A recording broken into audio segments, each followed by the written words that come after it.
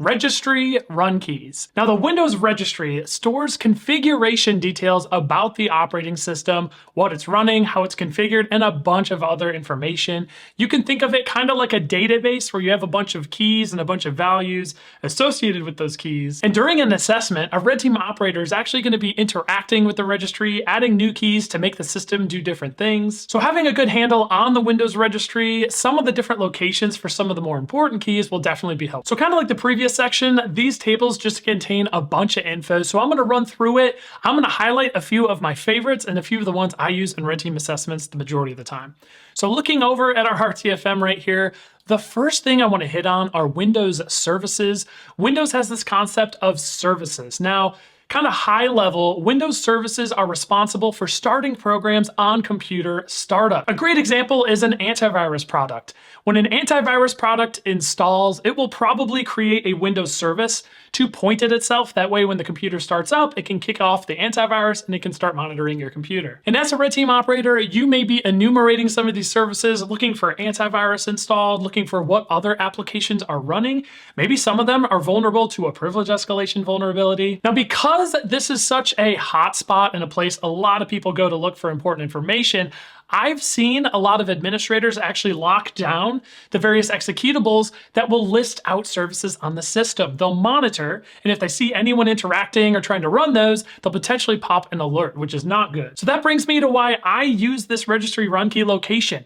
You can actually enumerate services on a machine, not only with a command line tool, but also via the registry. So sometimes you can actually bypass and even create services on the machine using this registry key location. Now, before I show you how to run this reg query, I already mentioned administrators will sometimes lock down that main executable that's used to create, modify services, right? I want to show you how to use that one. So let's go ahead, let's do an sc.exe query.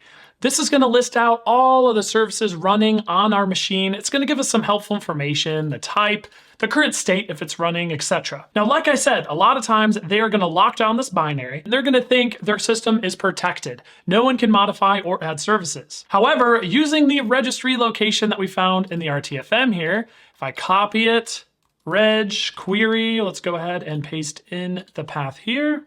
Go ahead and run it. We'll see that this lists out all the services on the machine. And that's because all the services that are loaded into Service Control Manager are actually configured in the end, kind of in the base, right? In the registry. So we can actually create services, modify services, and enumerate services all through the registry key. We can even take this a step further. We can do a reg query, paste in our path here. We'll go ahead and pick one of the services here. So let's go ahead, let's do WSCCSV here. So WSCSVC. We'll go ahead and enumerate this, and you're gonna get a bunch more information about that service. And we even have a little bit more info about this data. So if you see here, the start status is 0x2. If you bounce over to the RTFM, well, you'll see that we have some of the info right here. So 2 is set to auto start. It looks like that service is set to auto start. So if admins have sc.exe locked down, feel free to use this registry key to continue enumerating and manipulating services on the machine. We do have a bunch of Windows XP keys in here. We did label them appropriately, so you can skip over those if you want. Most of the keys in this section are for some type of persistence, so some type of auto run on the system.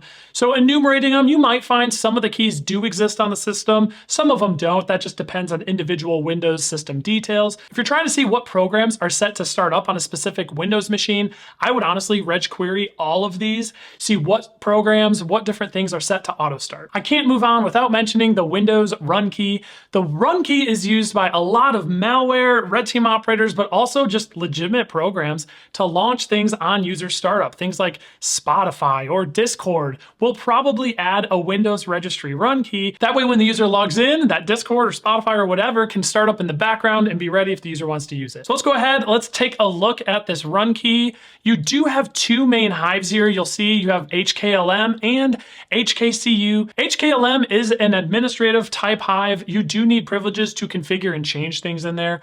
We're going to look at the HKCU one right here. So HKCU is actually specific to specific users, so you can configure it as long as you're running as that user. So for example, Phyllis Snyder here, we can access and modify her HKCU hive because it's owned by her. So let's run our reg query here. We're going to go ahead and paste in that path, hit enter.